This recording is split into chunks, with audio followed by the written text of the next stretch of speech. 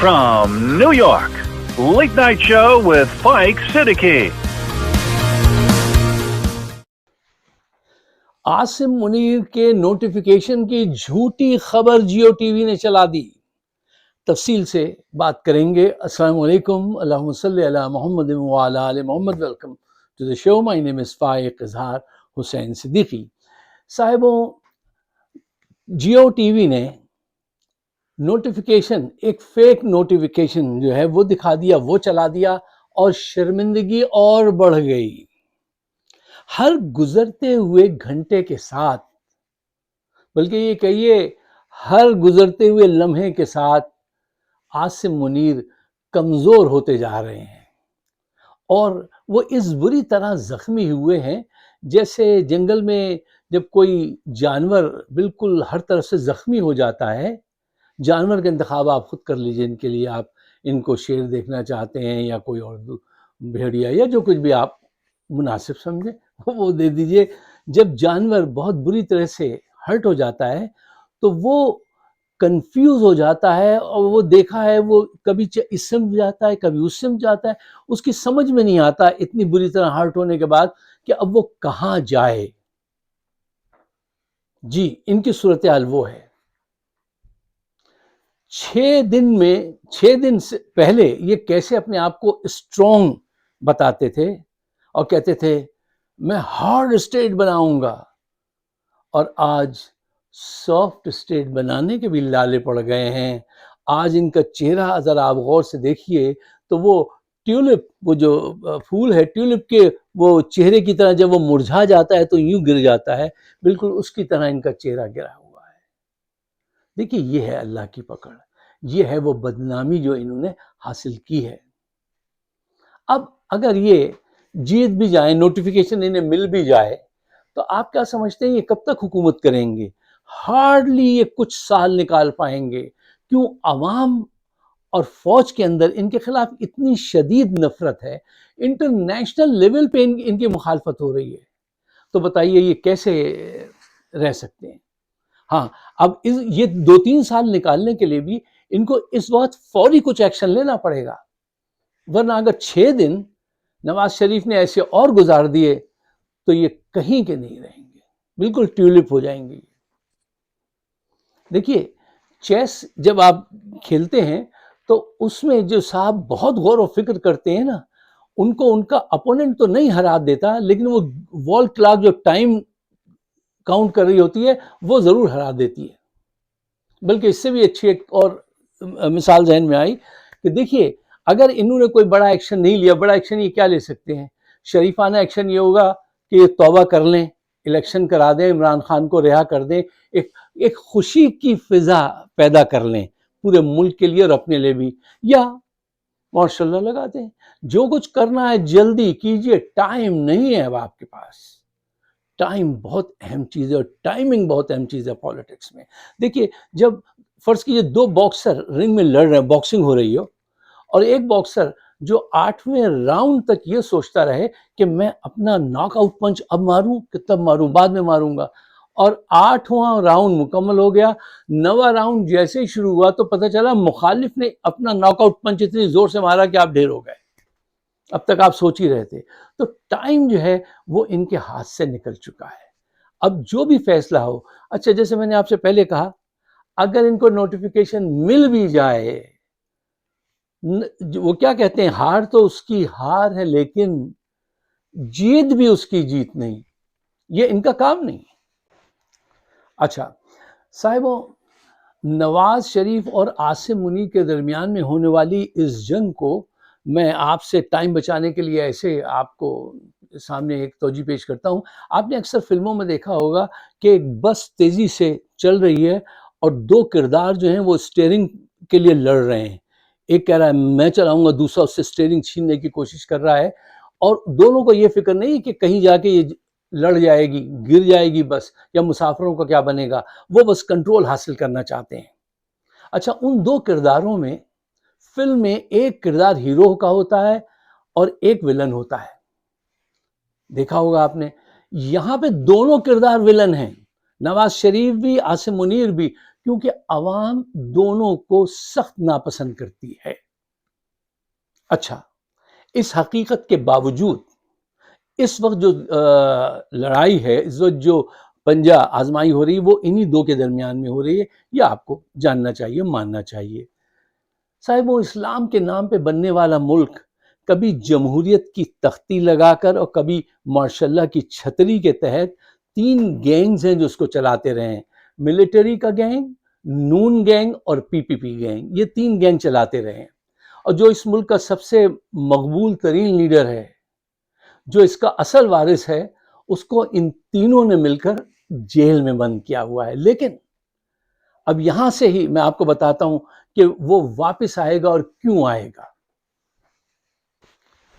اچھا صاحب، اب کچھ بیسک باتیں، پرانی باتیں ہیں جو آپ سب جانتے ہیں، میں ذرا جلدی سے ان کو صرف تھوڑا سا ٹچ کرنا چاہتا ہوں، اور پھر ہم اس بات کی طرف بڑھیں گے کہ اس گینگ میں سے کون جیتے گا اور عمران خان اب کیسے ونر بن کے سامنے آئے گا۔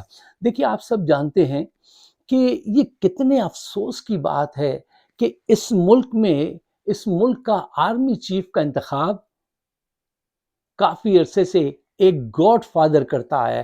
وہ کون سے صاحب جج تھے جنہوں نے ان کو گاڈ فادر کہا تھا؟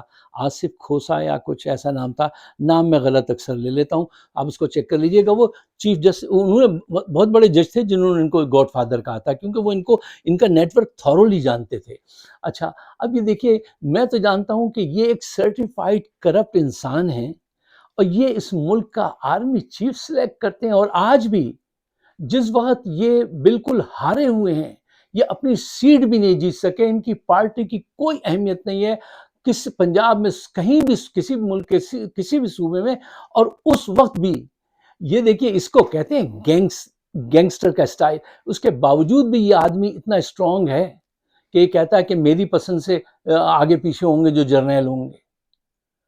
اربوں روپے کی کرپشن انہوں نے کی تھی، 50 روپے کے اسٹیمپ پیپر پہ ان جرنیلوں نے ان کو بھگایا، یہی جرنیل اس کو واپس لے کر آئے اور پلان بنایا کہ کرپٹ لوگوں کو ہم آگے رکھ کے تمہیں حکومت کرائیں گے، بیٹی کو وزیر اعلیٰ بنائیں گے، تمہیں وزیر اعظم بنائیں گے، اور انہوں نے عمران خان کے خلاف سازش، وہ بھی جرنیلوں نے کی، جنرل باجوہ نے، اس کو کیا بند اور ان کے ساتھ کام شروع کیا۔